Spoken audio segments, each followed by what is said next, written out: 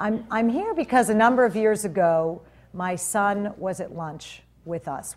My husband and I had taken him to lunch, my little boy Spencer. And we noticed that he was coughing repeatedly, a lot. I mean, just unendingly. And so we took him home, and I did what most mothers would do. I gave him a little cough medicine, and I told him to lie down. And I realized very quickly that his heart was racing out of his shirt.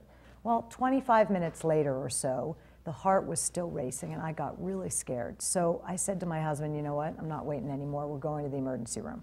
We were escorted immediately to a room where he was put on oxygen, and they started the IV drip of the steroids. We spent the next 2 nights in the ICU. You can imagine my husband and I were very scared.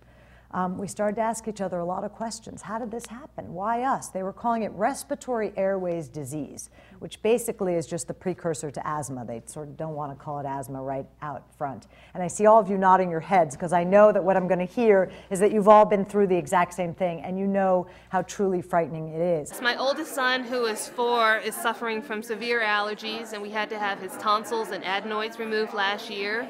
He had one of those terrible coughs that Sloan was talking about with her son. My daughter, who's 3 years old, she's been sick for the last 5 weeks. She's had this horrible cough. Last night she was up and I was up for about 3 hours because she kept coughing. And I've given her tons of different medicines. It's not going away. I had an incident just this past week. We were visiting with my mother in Texas, and my son, my youngest son, every night he was having these coughing spells, coughing, and then one night he just had an all blown out asthma attack. I have a 5-year-old daughter, and she has asthma, and no one in my family has a history of asthma. No one in her father's family has a history of asthma.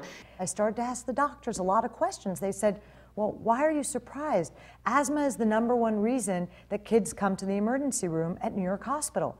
Wow, that surprised me. So then I started to ask my parents and my in-laws. Turns out that 4 generations back on both sides of the families, nobody had ever had any pulmonology issue whatsoever. No food allergy, no asthma, nothing. So, well then why? Why now? Why this he's really cute, you gotta meet him. I mean, why him, right?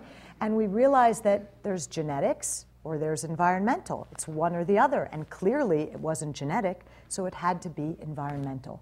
So we started to do our research, right? And that's what mothers do. When we don't know how to deal with things, we start to look for answers. And we found out some pretty scary things, which I don't know if all of you know. How about the fact that 1 out of every 13 school-age children in America has asthma? That's a big number. Then I found out that asthma rates in kids under 5 have risen 160% between the years of 1980 and 1994. That's pretty big too. And I started to learn through doing a lot of reading that there was this direct correlation between the toxins found in our common household cleaners and the rates of asthma and allergies. I started to think about how I was going to spread this message, because it's a message about our homes, it's a message about asthma, it's a message about those little lungs and those little people, and it's also a message about the planet.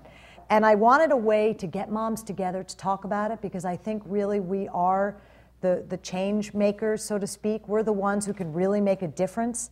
And I had this thought that if we all got together, that not only could you all hear the message, but then maybe you could help me to spread the message.